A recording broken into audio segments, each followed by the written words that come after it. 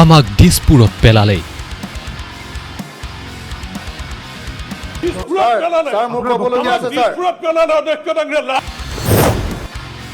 এতিয়া অখিল গগৈয়ে লাজ পাইছে নে নাই?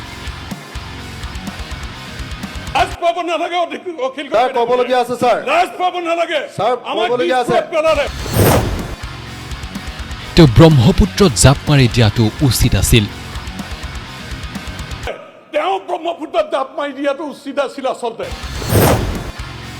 অসমৰ জনসাধাৰণে দিছপুৰত আমাক পেলালে। অসমৰ জনসাধাৰণে যে দিছপুৰত আমাক পেলালে, আমাক কিন্তু ব্ৰহ্মপুত্ৰত নেপেলালে। অখিল গগৈৰ তীব্ৰ সকিয়নি বিধায়ক পদ্ম হাজৰিকাৰ। নিৰ্বাচনৰ সময়ত বিজেপিক ব্ৰহ্মপুত্ৰত দলিয়াই দিব বুলি কৈছিল অখিল গগৈয়ে। লাজ আছে যদি এতিয়া অখিল গগৈয়ে জঁপিয়াই দিয়ক ব্ৰহ্মপুত্ৰত। অখিল গগৈ যিমানে বিৰোধিতা কৰে সিমানে মিয়াৰ ঘৰ ভাঙি দিয়া হ'ব। সেইকাৰণে যে ডক্টৰ হিমন্ত বিশ্ব শৰ্মা ডাঙৰীয়াৰ নেতৃত্বৰ চৰকাৰখনে অসমৰ জনসাধাৰণৰ স্বাৰ্থত কাম কৰাৰ কাৰণে, চিলঞ্জীয়া মানুহৰ স্বাৰ্থ সুৰক্ষিত কৰাৰ কাৰণে আমাক দিছপুৰত পেলাইছে। চৰকাৰ হৈছে, ধৈৰ্য ধৰক, কাম কাজ কৰি থাকক, আৰু পিছত কোনে কাক পেলাই ক'ত দেখা যাব। সদন কপাই উদাত্ত ভাষণ পদ্ম হাজৰিকাৰ।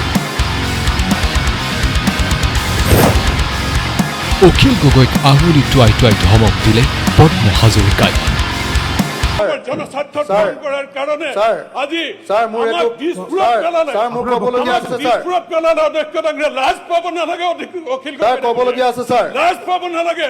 আমাক দিছপুৰত পেলালে, তেওঁ ব্ৰহ্মপুত্ৰত জাপ মাৰি দিয়াটো উচিত আছিল। আচলতে অসমৰ জনসাধাৰণে যে দিছপুৰত আমাক পেলালে, আমাক কিন্তু ব্ৰহ্মপুত্ৰত নেপেলালে। এইকাৰণে যে ডক্টৰ হিমন্ত বিশ্ব শৰ্মা ডাঙৰীয়াৰ নেতৃত্বৰ চৰকাৰখনে অসমৰ জনসাধাৰণৰ স্বাৰ্থত কাম কৰাৰ কাৰণে, চিলঞ্জীয়া মানুহৰ স্বাৰ্থ সুৰক্ষিত কৰাৰ কাৰণে আমাক দিছপুৰত পেলাইছে।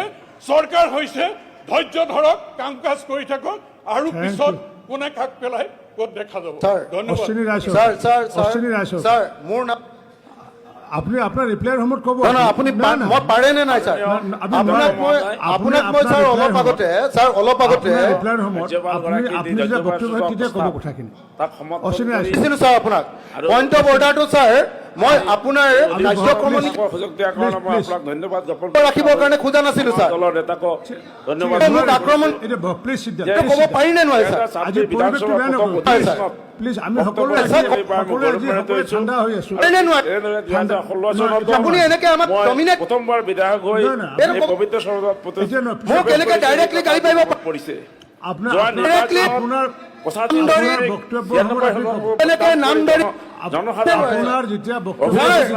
এই ভাৰতবৰ্ষৰ গণতন্ত্ৰ ব্যৱস্থা তথা ৰাইজৰ আস্থা আৰু বিশ্বাসক প্ৰতিফলিত হৈছে।